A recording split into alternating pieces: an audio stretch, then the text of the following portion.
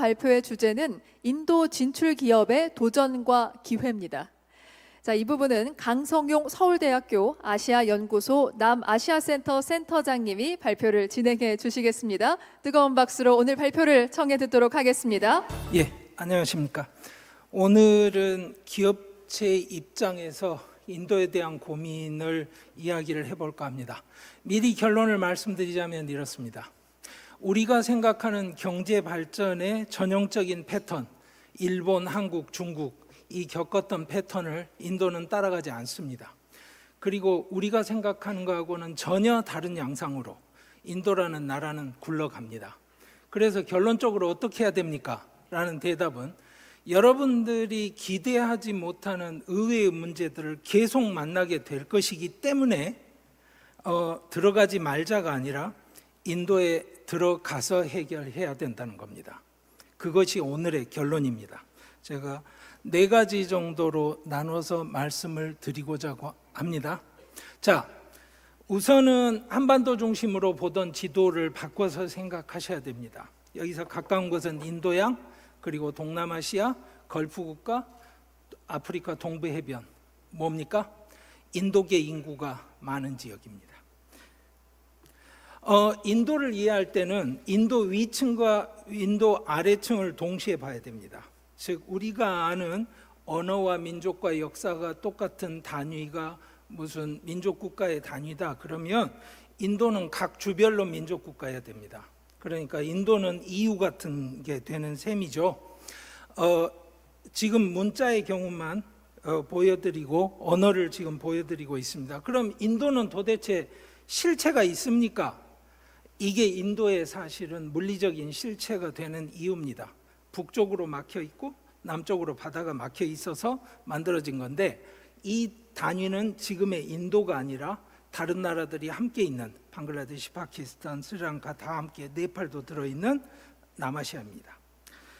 그러니까 인도를 볼 때는 인도 위층과 인도 아래층을 동시에 봐야 된다고 말씀을 드렸는데 특히나 중요한 것은 인종적으로 언어적으로 굉장히 크게 다른 북인도와 남인도 라인은 보실 줄 알아야 됩니다. 왜냐? 모든 기업은 어떤 지역에 진출해서 무슨 활동을 할 건지 결정을 하셔야 되거든요. 남인도가 경제적으로 부유하고 사회적으로 안정되어 있고 인력 확보에 용이합니다.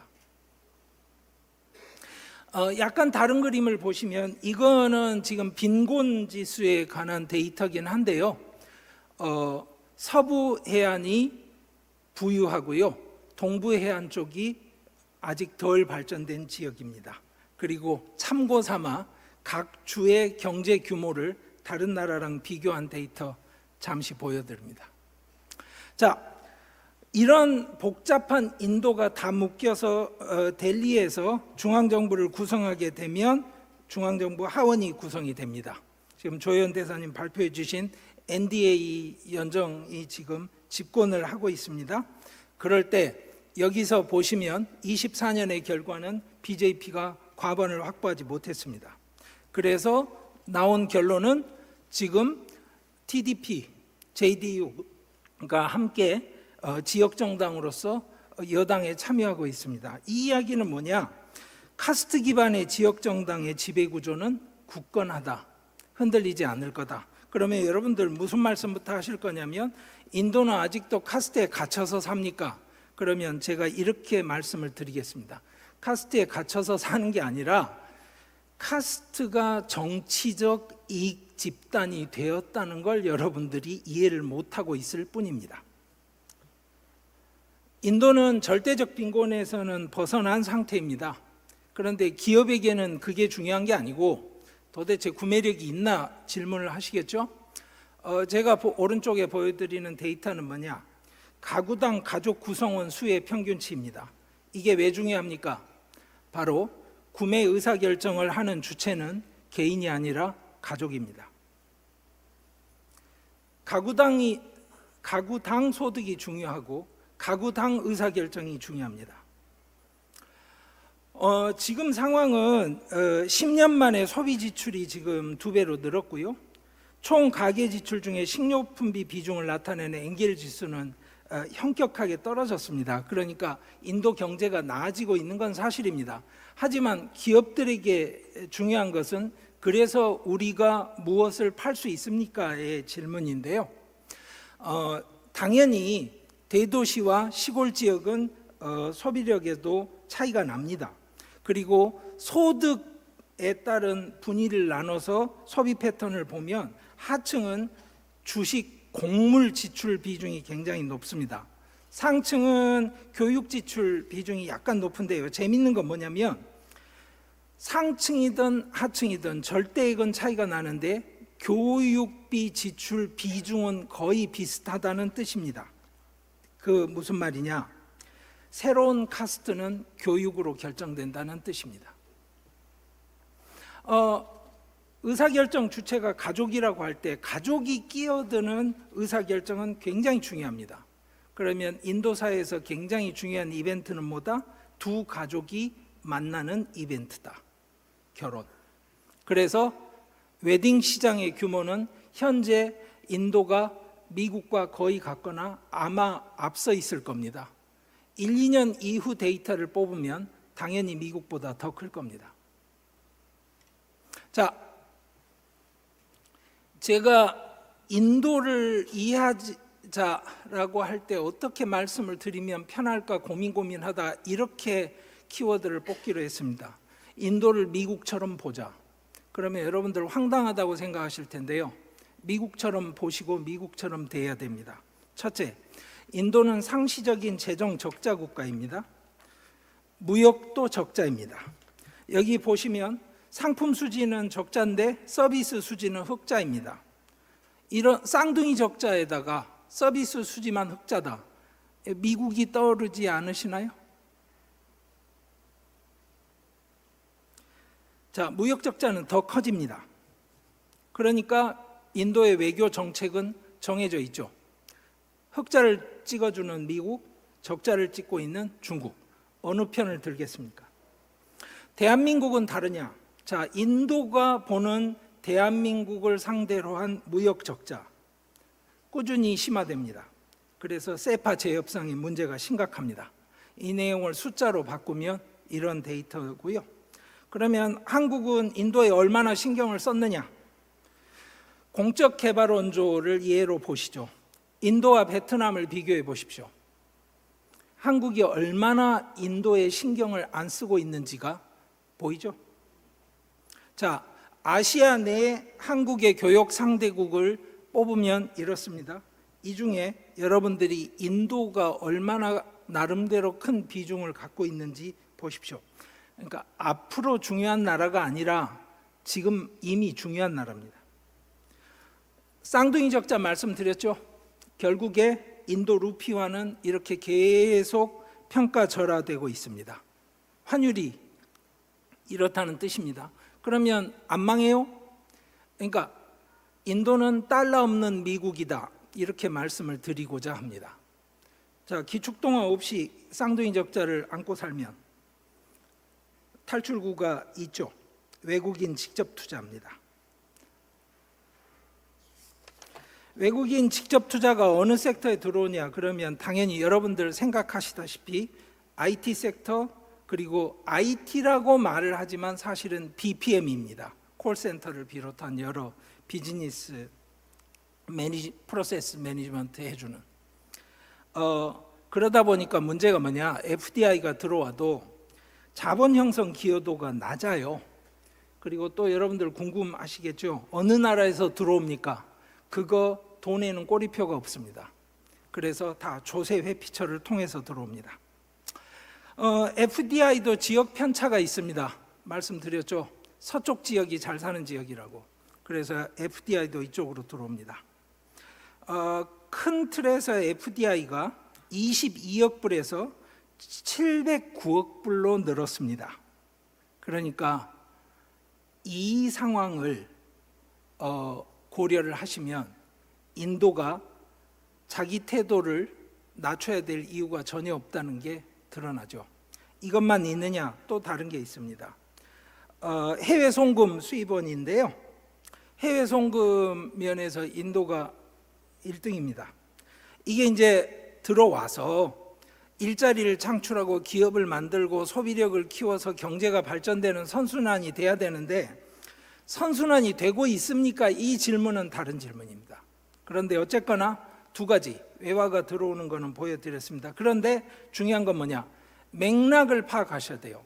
저게 들어오고 나면 인도가 저것에 대해서 어떻게 대할지 여기 보십시오. 네팔, 파키스탄, 스리랑카 보십시오. 자, 뭡니까? 해외 송금에 의존해서 살아가는 비중이 네팔과 방글라데시가 얼마나 높은지 보십시오. ODA 의존 비중이 네팔, 스리랑카 얼마나 높은지 보십시오. 그거를 인도하고 비교해 보십시오. 자, 그러면 인도는 어떤 태도를 취하게 됩니까? 저렇게 들어와도 국가 경제 전체를 흔들 비중을 갖고 있지 않습니다. 그러면 인도가 인도 스스로를 미국처럼 생각하면 여러분들은 인지 부조화라고 생각하시겠죠. 그래서 여러분들은 자꾸 이제 인도가 중국과 미국 사이에 줄타기 외교한다고 생각하십니다. 인도 사람들은 당연히 삼강 외교를 한다고 생각합니다. 국제사회에 대한 인도의 태도를 여러분들이 이해하셔야 돼요. 자, 20년에 RCEP에 대해서 제일 터프하게 협상을 진행하다 마지막 날 조인을 거부했습니다. 그러면 다른 거 하고 있느냐? CPTPP 아니요, 안 들어갔습니다. 아니 경제 발전한다며 우리처럼 막 들어가서 열심히 해야 되는 거 아니야? 그거는 한국 생각이고요. 인도는 그렇게 생각하지 않습니다. 자, 지금 최근에 출범한 IPEF도 인도만 자기 들어가고 싶은 거 골라서 들어갔습니다. 자, 한국, 중국처럼 수출 지향 경제, 개방 경제 지향의 지향성을 가진 사회라고 생각하시면 안 됩니다. 이 말씀을 드리고 나면 그러면 인도에 아무것도 못하겠네요라고 반응을 많이 하시는데 제가 처음에 말씀드렸죠.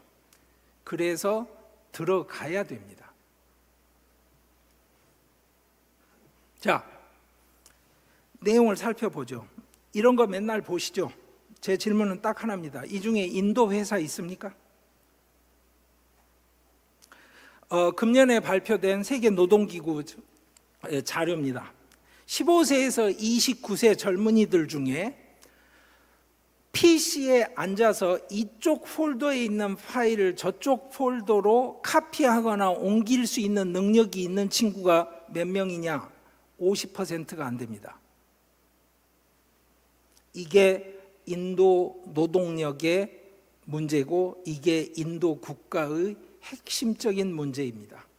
인도에 들어가면 비즈니스가 됩니까?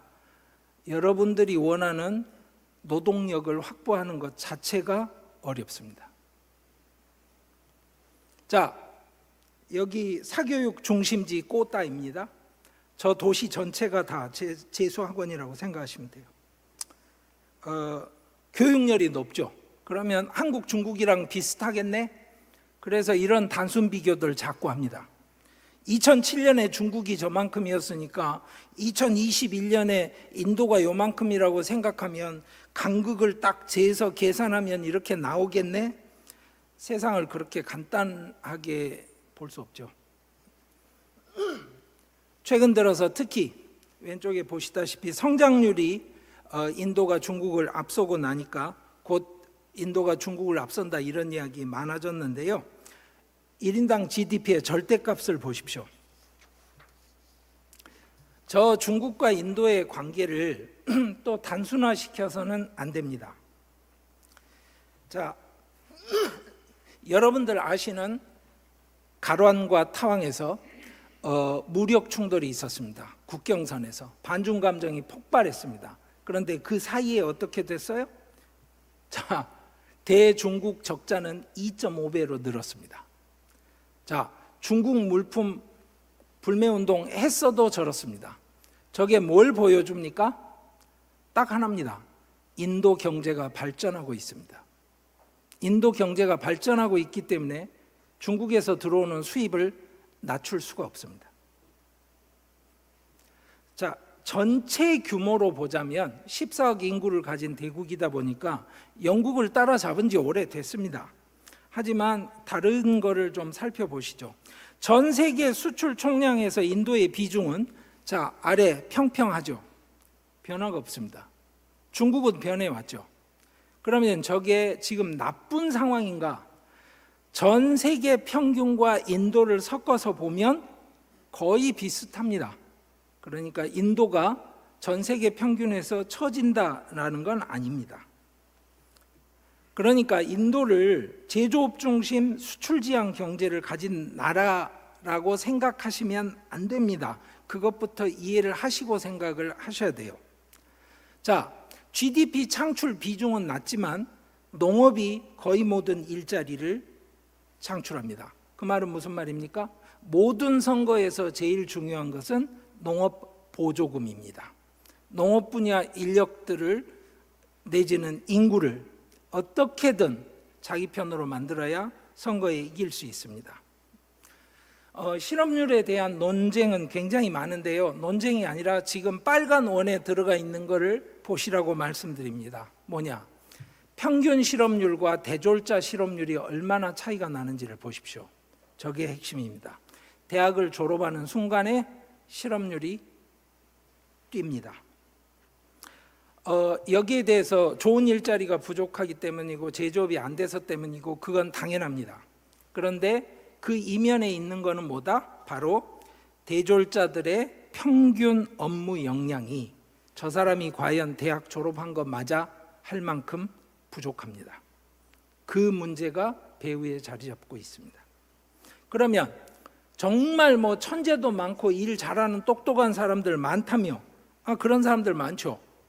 이 사람들은 그 섹션에 진입을 하고 나면 이직과 이직을 반복합니다. 그래서 진출한 한국 기업들도 모두 전 문제 때문에 너무너무 힘들어합니다. 어느 정도 심각하냐? 퇴근 이후에 투잡은 눈 감아줍니다. 경쟁사 일감을 따와서 하는 것만 아니면 그 정도로 심각합니다. 당연히 이직률 낮은 쪽은 정부하고 공공기관이죠. 예. 그래서 이런 정도로 일자리가 이슈인데요. 자, 선거에서 모든 여론조사를 어떻게 돌리건 첫 번째 이슈는 항상 실업률 문제입니다. 그러니까 누구나 느끼는 같은 문제인 거죠. 그런데 왜 저 문제가 해결이 안 되고 그 다음에 또 하나는 교육 투자가 안 되느냐? 자, 75만 루피 이하는 소득세가 아예 면제됩니다. 그리고 기타 등등 이렇게 하고 나면 결국 뭐냐? 실제로 세금을 내는 사람 숫자는 1, 2%가 현실이고요. 가장 크게 잡아도 3%입니다. 그러면 저렇게 해서 나라가 발전이 돼요? 뭘 한다면서요? 많이 했습니다. 실제로 모디 총리가 집권한 이후에 이루어낸 두 가지 업적을 제가 대표적으로 꼽자면 경제 면에서 첫째는 주마다 다르던 부가세를 통일을 시켜서 GST를 만들어냈습니다. 둘째는 디지털 인디아 정책을 가지고 디지털 금융뿐만 아니라 모든 면에서 디지털화를 추진했습니다. 자, 그러면 세금을 못 걷고 필요한 곳은 많고 제조업은 육성해야 되는데 그러면 어떡합니까? 그러면 조세 저항이 적은 부분에서 걷어야죠. 관세. 그래서 인도에 들어가면 항상 관세가 뒷덜목을 잡고 있는 겁니다. 모든 기업을 상대로. 그러면 들어가지 말아야 되냐? 자, 이거부터 한번 말씀드릴게요. 보다폰 여러분들 아시는 회사일 텐데요. 보다폰에서 2007년에 그 큰 규모의 M&A를 했는데요. 세무서에서 세금 내세요 왔어요. 그래서 아니 이거 세무 조항에 이거는 조세 징수 조항이 아닌데요. 이랬는데 뭐라고 그랬냐면 우리가 소급 적용해서 받기로 했으니까 내세요. 이렇게 됐어요. 그러니까 할 수 있는 게 뭐예요? 소송 갔죠. 대법원에서 이겼어요. 대법원에서 이기고 나니까 그 다음에 곧바로 의회에서 특별 세션을 만들어서 국가 주권 사항으로서 조세는 항상 소급 적용할 수 있다. 법을 새로 만들어서 다시 돈 내세요 왔어요. 자, 외국 기업들이라는 게 만만한 기업이 아닙니다. 여기 나오죠? 사노피, AT&T. 자, 저 문제가 언제 해결됐어요? 21년에 해결됐습니다. 제가 이 이야기를 왜 드리느냐? 저런 일을 했던 사람들이 실무자로 21년에 다 사라졌을까요? 저런 법안을 만들었던 국회의원들이 21년에 갑자기 다 은퇴했나요? 즉, 인도 사람들이 국내에서 가지고 있는 자기들만의 경제 논리를 이해하셔야 됩니다. 가끔 문제가 생기는 경우들이 있어요. 맥락을 고려를 못하고 갑자기 휴대전화 외에 모든 전자제품은 수입 라이선스를 따로 받아라 이런 발표했다가 여론이 들끓고 난리가 나서 결국에는 철회를 한 경우도 있고요. 이런 경우는 뭐냐면 총리실이 지금 현실적인 여론을 반영을 못해서 생기는 약간의 정치적인 문제입니다. 핵심적인 문제는 딱 이겁니다.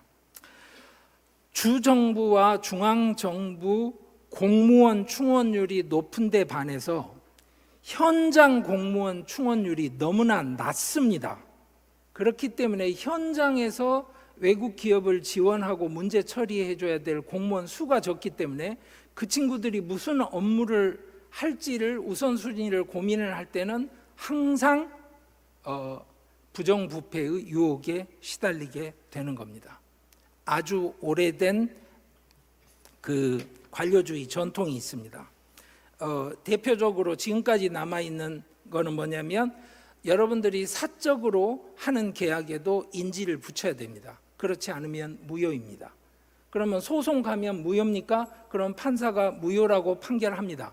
그런데 변호사가 와서 오늘 사다 붙였습니다. 그러면 판사가 잠깐만 하고 다시 또 처리해 줍니다. 그러니까 법적인 문제는 다른 이야기인데 원칙상 그렇습니다. 자, 그래서 인도가 갖고 있는 문제를 까프르 교수가 이 분석한 걸 좀 유념해서 생각해 보실 필요가 있습니다. 즉 민주주의를 하기 때문에 눈에 보이는 것만 합니다. 눈에 잘 안 보이는 거는 투자를 잘 안 해요. 국가 재정을. 그리고 국가 재정에서 혜택을 못 보니까 조세 저항이 커서 돈을 더 안 냅니다. 이 충원율이 낮다는 게 얼마나 심각하냐면 사법부의 경우에는 여기 보이시죠? 5천만 건이 소송이 지체돼 있기 때문에 앞으로 저거 다 처리되려면 최소 30년이 필요합니다. 그런데 앞으로 지체가 더 늘지는 않을 거냐 이건 다릅니다. 자, 이런 상황에서 인도에 들어가라고 한다면 여러분들은 인도에 가서 법률 서비스를 얼마나 받을 수 있을까요? 고민하시겠죠? 베트남의 경우에는 이 정도 한국 로펌들이 진출해 있습니다. 인도 그 규모가 되는 나라에 한국 로펌은 한 군데도 나가 본 적이 없습니다. 나가 있지 않습니다. 이게 한국의 현실입니다. 그런데 저 상황이 쉽지 않은 것은 바로 매번 끊임없이 이어지는 상시 선거 체제로 살게 되고 또 하나는 선거는 소선거구제 승자 독식 구도로 이루어진다는 사실입니다. 그러다 보니까 모디 총리가 했던 이야기가 미국에서 3,000루피 줘야 되는 비료를 파키스탄도 800루피 줘야 되는데 인도는 270루피만 내면 된다. 저 무슨 이야기입니까? 국가 보조금을 저렇게 쓰고 있다는 뜻입니다. 자, 그러면 어떻게 우리가 발을 맞출 거냐? 제조업 역량을 키우는데 발을 맞춰야 되겠죠, 당연히. 그런데 저걸 위해서 여러 가지를 합니다. 디테일은 말씀드리지 않겠고요. 자, 인도는 그러면 어떤 방식의 해결책을 찾았을까요? 이겁니다. 국가에서 못하는 걸 대기업에서 하자. 그래서 B2C와 관련된 모든 사업은 릴라이언스가 맡아서 합니다. 뭐 정육공장에서부터 시작해서 OTT까지 다 합니다. 그 외에 항만, 공항, 건설, 그 다음에 태양열 발전 같은 국가 기관 시설에 관계되는 투자는 아다니에서 합니다. 최근에는 금융까지 지금 릴라이언스가 진출을 한 거고요. 그러니까 중국보다 경제 자유지수가 낮습니다. 당연히 민주주의 국가니까. 그런데 중요한 건 뭐다? 국가 주도 경제 발전 전략을 쓰고 있다는 사실입니다. 이걸 놓치면 안 됩니다. 이렇기 때문에 인도 주가가 높은 겁니다. 왜? 주식 투자는 국가를 사는 게 아니라 기업을 사는 겁니다. 자, 그러면 기업들은 고민을 해야 되죠. 무슨 고민을 하셔야 되냐면 누구의 의사결정에 의존해서 우리는 저 시장을 차지할 것인가. 인도는 굉장히 보수적인 사회입니다. 이 반대에 델리가 있죠. 저쪽에 서울이 있습니다. 경제가 계속 발전되면 생활공간의 재편까지 아마도 자본주의가 파고들 텐데 거기에 지금 진입 단계입니다. 그래서 인도 부동산 시장은 일선 도시 몇 개를 제외하고는 아직까지 폭발적인 국면에 들어가 있지 않습니다. 이 말은 제가 한 가지 말씀을 드리고자 하는 포인트인데 한국과 중국과 달리 아직까지 인도가 부동산 카드를 경제 정책에 사용한 적이 없습니다. 이 맥락에서 스마트 시티 프로젝트를 통해서 지금 생활 공간을 재편하고 있습니다.